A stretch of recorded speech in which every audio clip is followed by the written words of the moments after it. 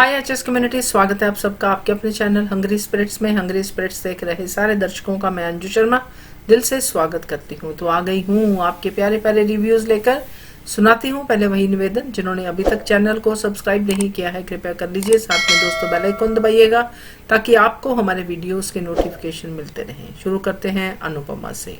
जी, मैं सोच रही अनुपमा के लिए प्रेम ने बहुत गलत किया, इतना गिर गया है। कान्हा जी का जो वो मोर पंख गिर गया तो पर किसे भी नहीं सोचा होगा कि इतने भी पहले से गिर चुका है, पत्ती मिस गया, सारी अधिकार पार कर चुका है। और छोटी से नोक जोक जो मैंने कहा था आप नहीं जाने के लिए, आप क्यों गए? वो क्या ना, वो पार्टनर, सुख दुख एक दूसरे के खड़ा होना, साथ देना, वो होगा भी कि जिसे प्यार से मैं क्या करूं, मैं डांटूं या आपके प्यार से बात करूं, थैंक यू बोलूं, मैं क्या करूं, मुझे समझ भी नहीं आता। क्योंकि खुशी देखी उसको कहीं ना कहीं अनु को पता था कि वो सही कर रहा है, लेकिन फिर भी आत्मसम्मान के लिए क्यों आपको गिरना है? सिर्फ उम्र का चोटा नहीं, वो गलत था इसलिए वो उम्र का चोटा भी कहा। अगर सही होता क्यों वो बोलती है ऐसे? अपने अपने जगह में वो सही है। अनु भी यही करती है, दिग्विजय भी करती है। क्या आत्मसम्मान के लिए क्यों मांगना है? क्योंकि वो गलत था। इवन वहां पर भी विभीषण और बाकी वो भी थी, ख्याति भी मानती। अभी एक बुक को तो पता चलेगा क्योंकि सच ज़्यादा चुभता नहीं है। दोषों को तो पता है, तो लगता है प्रेम को भी पता चल गया है कि दोषों को पता है। दूरबीन से देख लिया उसने तो, और चुप गया क्योंकि उसका माँ हारना चाहता है। कितना घटिया है ये दोनों माँ बाप के साथ एक ही घर में थे, और फिर से ये क्यों रह रहे मुझे समझ में नहीं आ रहा। सीन बनाने के लिए लोग इतना बदतमीज है। But this is a very unique competition. किसी का वो यादें बुरा होती है, किसी के, तो उन्हें पता चल गया है। अनुपमा का वो जो भी है, दोनों अच्छे काम किए होंगे, लेकिन प्रेम को तो चीटिंग करके वैसे भी वो हार चुका है। जिस वक्त उसने बुक ले लिया था ना, उसको एक पल भी है लगा कि मैं शिष्य हूँ, उसने से सीखे। लेकिन वो खुद अच्छा चाहता है, वो विश्वास कर सकता था ना, वो मांग लेता कि सीधे सीधे तरीके से। क्यों ये पीठ पीछे के वार करना? वैसे भी हर हद पार चुका है, कितना में लिमिट है, कोई हद ही नहीं है उसका। तो अब ये देखो, इस सीक्रेट वेपन, ये पहले राउंड वो जीत जाएगा प्रेम। फर्स्ट राउंड लिखवा लो, हमेशा हिकअप्स आता ही है अनुपमा को वो कंपटीशन में। और जैसे तोशु ने देख लिया, दिग्विजय ने देख लिया, जो मोर पंख किया था, यही होगा। और मुझे लगता है उस कंपटीशन में ही पता चल जाएगा अनुपमा को उसने चोरी की है। और तीसरी बात, जो बैचलर्स पार्टी में वो एक लड़की वहाँ दूर से बैठी है ना, कुछ मुझे अजब लगा है। मुझे ये प्रेम और गौतम का मिला हुआ है। हर थोड़ ताना चाहे वो, क्योंकि कंपटीशन के लिए और परिवार के लिए एक बच्ची को माँ बाप मिल जाता, अच्छे से माँ बाप, अच्छा माँ बाप, क्योंकि वो उनके फिर भी अपने दिल से टुकड़ा मार के प्रेगनेंसी लेके उसने पूरा ख्याल रखा, उसने साथ निभाया। और अभी प्रेरणा भी इतनी अच्छी लड़की है, इस थोड़ा सा तो प्रेम तो लगा ही देगा आग। तो सोच लो, तो वक्त लेगा तो अंश को थोड़ा दिखता है ना, उसको दुखेगा दिल, लेकिन अनुपमा साथ भी साथ करेगा। मुझे कहीं ना कहीं दिग्विजय सब ये सब मिला होंगे और वहाँ इसमें साथ देगी कहीं ना कहीं। और मुझे पता है कि वो सब कुछ तो गड़बड़ हुआ है। मुझे सोचने में मेरा ब्लड प्रेशर पर क्यों बढ़ा रहा है, बट होता है ना, हम लोग जुड़ जाते हैं इसलिए। पर हमेशा हम वो हिकअप्स आता है, ये तो ऊपर नीचे आता है। तो मिल जाएगी, जीत जाएगी। प्रेम को तो हारना ही आना, जूते पड़ेंगे, चारों तरफ मिलेंगे और श्रुति को भी मिलेंगे। देखते हैं। हेलो अंजू जी, नवीन जी, नमस्ते और सभी को सुजाता का प्यार भरा नमस्ते। एपिसोड देखा, ठीक था। प्रेम ने डायरी चुरा तो ली है और उसको लगा है कि शायद दिग्विजय जी ने देखा नहीं है। तो चलो, अगर उन्होंने नहीं भी देखा पर कान्हा जी तो देख रहे हैं जिनका मोर पंख गिरा। वो तो हर बात को नोटिस कर रहे हैं। वो क्या सोचता है कि दिग्विजय जी नहीं देखेंगे या मुझे कोई नहीं देखेगा तो वो बच जाएगा। पर चलो हम इन सब बातों को भी मान लेते हैं। उसकी अंतरात्मा भी तो उसको कचोट रही है, कचोट तो रही है अभी। और क्योंकि कहीं ना कहीं थोड़ी सी, बहुत थोड़ी सी अच्छाई उसमें जिंदा है, बहुत थोड़ी सी। अभी श्रुति के उसको नफरत ने उस पर पर्दा डाला हुआ है। क्योंकि जब से श्रुति आई है तब से वो प्रेम के कानों में अनुपमा के खिलाफ जहरी तो भरती आ रही है। और किया क्या है ताकि प्रेम राही से अलग हो जाए या राही प्रेम से अलग हो जाए और वो राही को अपने साथ लेके चली जाए। और क्योंकि वो तो अपने साथ प्रेम को भी ले जाना नहीं चाहती, इससे वो उसका जो है एक ही मकसद है कि राही को अलग करना, या एक और मकसद भी हो सकता है कि अनुपमा से अपनी उस बेइज्जती का बदला लेना जो अनुज ने उसके साथ की थी। भले ही ये नाम उसका लगा रही है अनुपमा का, पर जिम्मेदार तो ये खुद थी। अनुपमा ने तो कभी भी नहीं कहा था कि अनुज से कि वो उसके पास आए। तो अनुज ही था जो बार बार अनुपमा के पास खींचा चला आता था। और इतनी इनसिक्योर होकर उसने स्पाइस एंड चटनी में जो कांड किया था वो तो सबको पता ही है।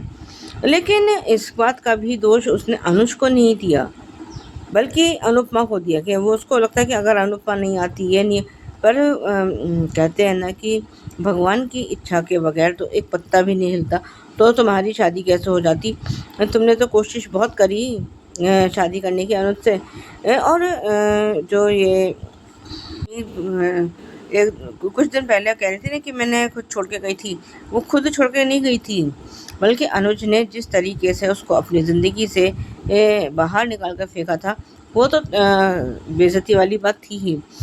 और सब लोग बड़े खुश हैं।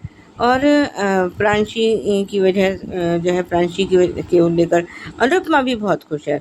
और वो दिग्विजय जी का उनको थैंक यू कह रही है। मैं थैंक यू बोलूँ, क्या बोलूँ, आपको डांट लगाऊँ? तो जब उसने कहा आप डांट ही लगा दीजिए। तो उन्होंने कहा अब जब आपको मना किया गया था तो आप गए क्यों? आपको हमने सब ने बापूजी ने अपना मना किया था, मैंने मना किया, लेकिन आपने फिर भी नहीं सुनी। तो कम से कम हमारी तो सुन लेते। और इधर ये लोग घर पहुंच गए और ये अनुपमा की जो डायरी है वो अपने सामान के साथ रख रहा है। और तभी वहाँ पर राही आ गई है और वो कह रही है कि मुझे तुम्हारे उस पर पूरा भरोसा है, तुम्हारे टैलेंट पे, तुम्हारी उस पर सब पूरा भरोसा है। पर क्या प्रेम को अपने टैलेंट पर खुद भरोसा है? नहीं है कोई भरोसा। वो तो श्रुति के हाथ की कठपुतली बनकर रह गया। वो जैसे नचाती है वैसा नाचता चला जा रहा है। लेकिन जब ये फोटो गिरी है इसका मतलब अब प्रेम और राही के रिश्ते में भी कुछ ना कुछ अड़चनें आएंगी या मुश्किल पैदा हो सकती है, या ये रिश्ता टूटने की कगार पर भी पहुंच जाएगा, जो मुझे ऐसा लगता है। और जब ये दिखाया है कि इनके कैफ़े में दो अलग अलग, इनको जो है इनसे डायरेक्ट पूछे बगैर कि इनको क्या खाना है, अब कुछ ऐसा बनाना है कि जो मतलब इनकी आत्मा की तृप्ति भी हो कर जाए। और उन लोग ये कह बैठे कि हमें इसी खाने की तलाश थी। अब एक प्रेम के कैफ़े में तो एक यंग आया है, मतलब आदमी आया है, और एक उसके कैफ़े में और एक बुज़ुर्ग आए हैं। और जब अनुपमा ने जो देखा है कि वो लेडीज़ घड़ी बांधे हुए हैं, और लेकिन उन्होंने जैसे वो जो बताया कि मैं ज़्यादा नहीं, लेकिन जब अनुपमा ने बात शुरू करी है तो वो तो ऊन के गोले की तरह खुलते चले गए। और उधर प्रेम ने भी थोड़ी बहुत उसकी नब्ज़ पकड़ने की कोशिश की है। वो कह रहा है कि मैं पिछले 3 दिन में सिर्फ 4 घंटे सोया हूँ, ये है वो है। और इनको जानने के लिए सिर्फ 3 मिनट। हम तो ये सोच रहे थे कि शायद इनको कुकिंग का टाइम है 3 मिनट, लेकिन नहीं, वो बातचीत करने का जो है वो था उनसे जानने का। अब देखते हैं कि ये टास्क में कौन जीतता है। या ये भी हो सकता है कि दोनों में टाई हो जाए और दोनों ही उसमें कंपटीशन में आगे जाएं, क्योंकि जब आगे दोनों जाएंगे तभी तो असली मुकाबला होगा। जिसे जीतने के लिए ये तो अपने वो जो उसने कहा ना कि मैं साम दाम दंड भेद कुछ भी अब नीति अपनाऊंगा, तो अब ये तो कुछ भी अपनाएगा, कुछ भी कर लेगा, पर क्या ये सफल हो पाएगा? क्योंकि जो खुद गुरु है इसको वो जिसने इसको ही सिखाया है, तो वो गुरु अपने गुरु से कैसे आगे निकल सकता है? ये बात तो देखनी पड़ेगी। और जो प्रीक्यब दिखा रहे हैं उसमें ये कि मुझे कुछ ऐसा मतलब लग रहा है कि ये लोग जो बैचलर पार्टी में गए वहाँ शायद इस गौतम गांधी ने कुछ ना कुछ कांड तो किया है। अब वो क्या होगा, क्योंकि अभी मेरे को समझ में आया नहीं है पूरी तरीके से, तो बाकी अभी देखते हैं क्या होता है। आज के लिए अभी बस इतना ही। धन्यवाद।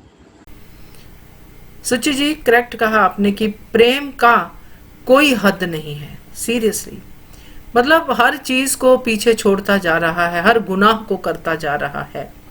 और सबसे बड़ी बात जो आपने कही है कि पीछे से वार करता है, बिल्कुल करेक्ट कहा। और मोर पंख वाला तो आपका अंदाजा सही है, यही कुछ चमत्कार करेगा। बड़ा पार्ट है मोर पंख इस स्टोरी का। बढ़िया रिव्यू, थैंक यू। और सुजाता जी, आपकी बात सही है कि श्रुति का मकसद अनुपमा से बदला लेना है। आपने बल्कि ये सेकंड ऑप्शन रखा है, पहला रखा है कि राही को लेके जाना, मगर राही को लेके जाना भी इस बदले का ही हिस्सा है। प्राइम पॉइंट उसका अनुपमा से बदला लेना है। राही जाए राही ना जाए वो बात की बात है, मगर वो राही को अलग करेगी, ये अनुपमा से सबसे बड़ा बदला होगा। तो ये मुझे समझ में आया है। बाकी रिव्यू आपका अच्छा था, थैंक यू सो मच। अब सुनते हैं ये रिश्ता क्या कहलाता है के रिव्यू। मैं सोच रही ये रिश्ता क्या कहलाता है के लिए। देखो, ब्रेन ट्यूमर हाँ बड़ा स्कैरी है, थोड़ा टेंशन का है। ब्रेन सर्जरी है, कई बार आपको सर्जरी जितना रिस्क है उतना भी वो बहुत आराम से करना पड़ेगा, क्योंकि दिमाग का सर्जरी है ना। मेडिकेशन थोड़ा वक्त है, इट वेरी टफ टाइम। लेकिन ये भी है कि आपको एक मतलब कान आप सुनाई नहीं दे सकता है। कई बार you can lose your eardrum, मतलब आपको जो सुनाई नहीं देगा आपको। दूसरे ये कुछ भी हो सकता है, उनको अकेला नहीं छोड़ना चाहिए। उसको उसका सब ऐसा, इसलिए एन वक्त पर ऋषभ का कहानी बांटा फोड़ रहा है। तो गधी निकली, सच में तुम गधी हो दिशा जी। अब जो इंसान वो परिवार आपके साथ दिया था शादी कराने, वो तुम्हें मारेंगे? रियली सीरियसली, हद कर दी। और बुआ दादी बुआ तो उसको छुपाने में लगी है। हम क्या ही करें, ये तो दिमाग की चीज ही नहीं है उनका। तो अब और थोड़ा मेंटली प्रिपेयर होना चाहिए, क्योंकि ये मेडिसिन आपको कोई केयरटेकर या कोई कुछ भी या फैमिली मेम्बर जो आपके रखना पड़ेगा इसे एन वक्त पर, क्योंकि ताकि मतलब अरबां को वहाँ पर घर में आराम मिलेगा। इसलिए क्योंकि यहाँ के शिफ्ट करने के लिए एन वक्त पर ऋषभ का भांडा फोड़ रहा है, ताकि लेसन मिल जाए, सीख भी मिल जाए, आराम को भी उसको ब्रेन सर्जरी का वो मिलेगा। ये भांडा फोड़ क्यों नहीं बताया? क्योंकि हमने बताने के लायक ही नहीं छोड़ा, क्योंकि आराम ने नहीं बताया, बताने दे, क्योंकि उस टाइम हालत ऐसी थी। अब जो विद्या आएगी वो मुझे लगता है विद्या समझेगी, पर विद्या को भी पता चलेगा क्या हुआ। और जिस तरह रिवर्स साइकोलॉजी इस्तेमाल किया और दिशा को भी एन वक्त पर पता चल दिया, तो आप तो खैर नहीं, कहाँ मुंह रखेगी ये दादी सा। देखते हैं। हेलो अंजू जी, नवीन जी नमस्ते, और सभी को सुजाता का प्यार भरा नमस्ते। ये रिश्ता के लिए एपिसोड देखा, अच्छा था। दोनों लड़कियां उसमें कार में फंसी हुई हैं और अरमान चाबी लेने गया लेकिन भूल गया है, और उसको भूलने की प्रॉब्लम हो गई है। अब इन तीनों को टेंशन हो रही है। ये डॉक्टर के पास दोबारा आए हैं और डॉक्टर ने कहा कि अब इनके सिर्फ यही इलाज बचा है कि ये क्या कहते हैं, इनका ऑपरेशन करना पड़ेगा। और अब ऑपरेशन का खर्चा तो अभीरा जानती है कि कितना ज़्यादा होता है। और डॉक्टर ने सारी बातें बता दी हैं।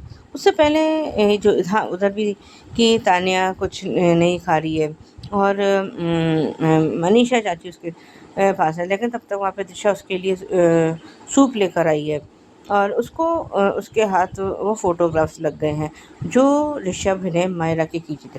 पहले तो दिशा हाँ, मैं मानने को तैयार ही नहीं है कि ऋषभ ऐसा कर सकता है, लेकिन अब जब उसके हाथ में इतना बड़ा सबूत लग गया है तो फिर ना मानना तो कोई अब ऑप्शन है ही नहीं, क्योंकि सच्चाई तो बिल्कुल शीशे की तरह साफ है। इधर ये जब दोनों घर आए हैं तो दोनों मायरा और मुक्ति दोनों पूछ रहे। उससे पहले मायरा और मुक्ति का एक सीन गया, दोनों की आंखों में आंसू हैं, लेकिन दोनों ने एक दूसरे से ये वादा किया कि अब हम दोनों के आंसू अपने मम्मी पापा के सामने नहीं आएंगे। मतलब मेरे आंसू तू देखेगी और तेरे आंसू सिर्फ मैं। और जब ये दोनों आए तो उन्होंने पूछा है तो शायद इन दोनों ने सब कुछ सच सच बता दिया, और ये भी बता दिया कि भाई सिर्फ 0.1% उसके ठीक होने के चांसेस हैं।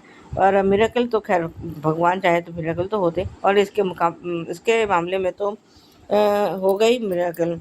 ये तो ऐसे कैसे वो मतलब बेड उस पर आ जाएगा या जो भी है, क्योंकि अब ये तो मेन लीड है, हीरो है सीरियल का, तो कुछ टाइम के लिए फिर भी हो सकता है, लेकिन लाइफ टाइम तो नहीं होगा।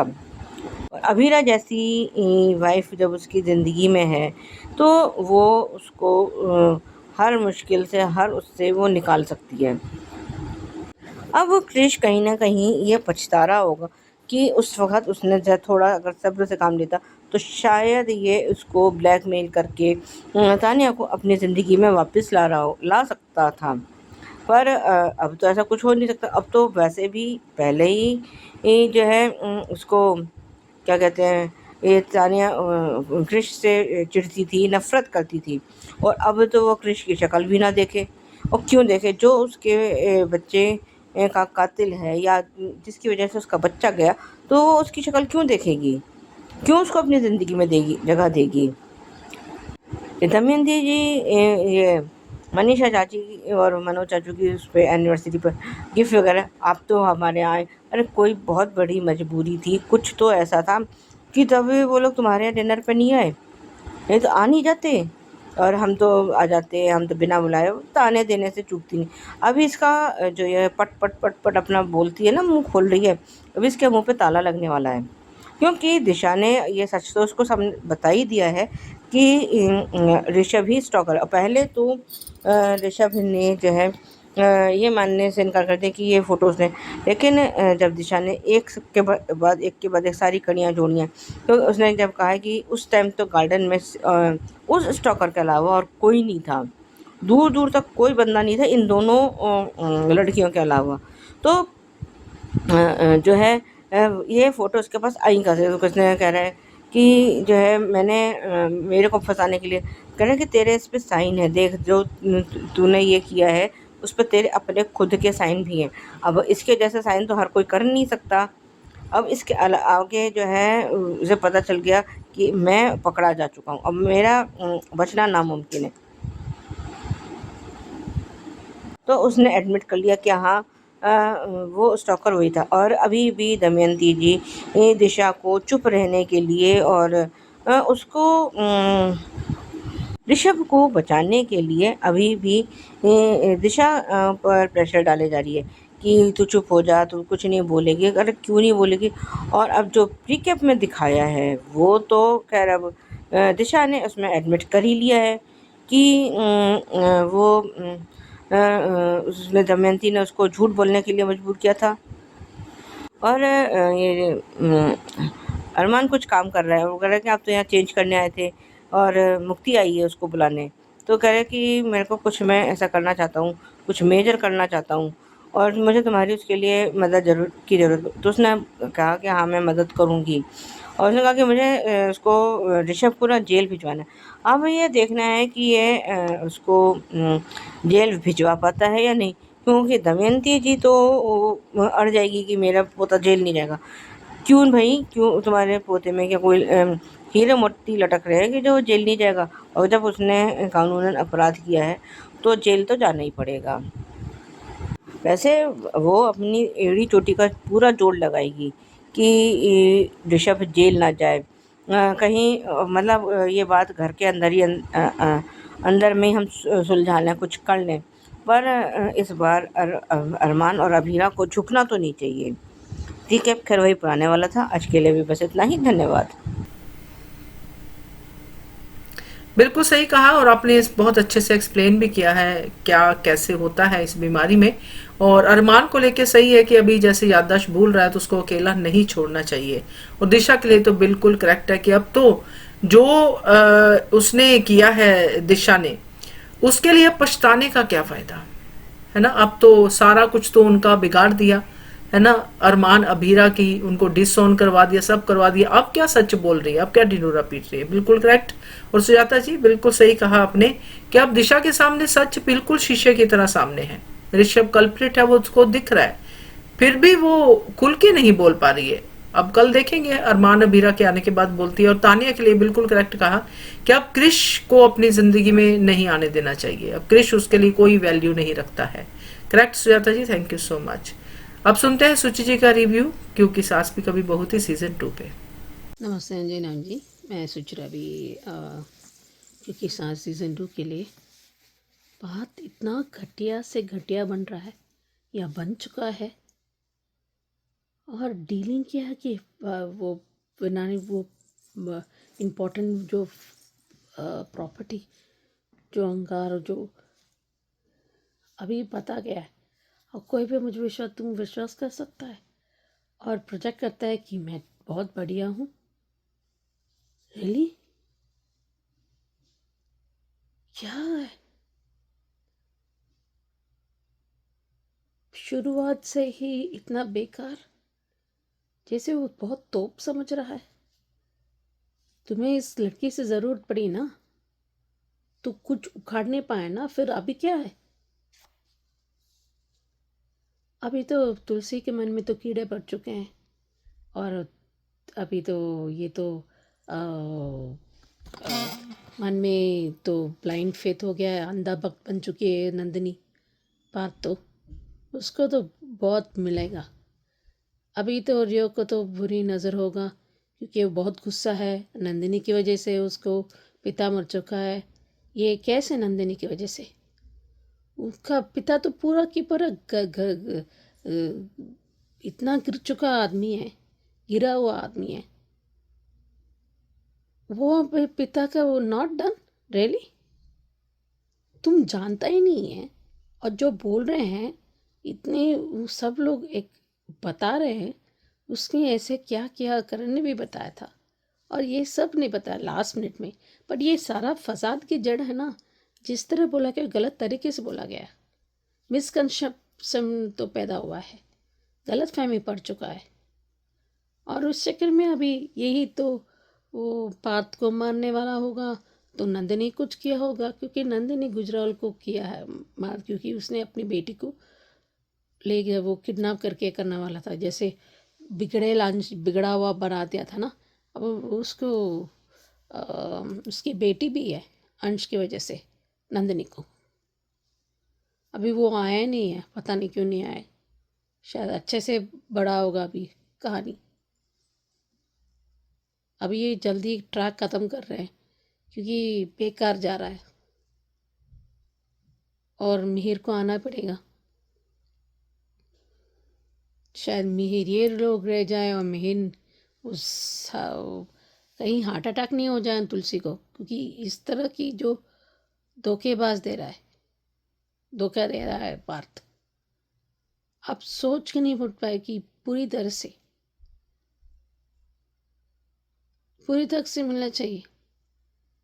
उसने मेहनत की, हक हो सकता है, लेकिन इस तरीके से नहीं किसी को इस्तेमाल करके। मीन्स तुलसी को भी इस्तेमाल किया, मीर को भी इस्तेमाल किया, पूरा परिवार को इस्तेमाल किया इसने तो करण को भी झटका लगेगा ना। अभी देखते हैं कैसा क्या होता है। वैष्णवी को तो धक्का क्यों नहीं बोलती है, तुलसी को ये छुपाने में को बहुत एक्सपर्ट है ये लोग। अब फिर बम जैसे फट जाता है। फिर देखते हैं आगे क्या होता है। पार्थ को लेके तो आज सब तरफ से यही आवाजें हैं सुचि जी कि आपने तो बिल्कुल सही कहा है कि अपने आप को पता नहीं क्या तोप समझता है। सही है, सबके ऊपर चल रहा है कि मैं तो इसको भी मार दूं, उसको भी खा जाऊं, ये भी ले लूं, वो भी ले लूं। बहुत अच्छा है। और घटिया तो खैर है ही, वो सही बोला आपने। बट ये मुझे पॉइंट आपका थोड़ा लगा कि आपने कहा कि तुलसी को कहीं हार्ट अटैक ना आ जाए, क्योंकि काफी आवाजें आ रही है, शो बंद हो रहा है। बट ये भी एक पॉइंट हो सकता है क्योंकि इतना बड़ा सदमा बट तुलसी स्ट्रांग है, वो इतना बड़ा सदमा पहले भी सह चुकी है। तो अब देखते हैं एज का तकाजा आता है नहीं आता है। बढ़िया review, thank you so much. ये थे दोस्तों आज के रिव्यूज, कैसे लगे आपको जरूर कमेंट करके बताइएगा। देखते रहिए channel hungry spirits. Thank you so much. Subscribe to our channel by clicking the subscribe button. Click the bell button and enjoy the latest uploads from our channel.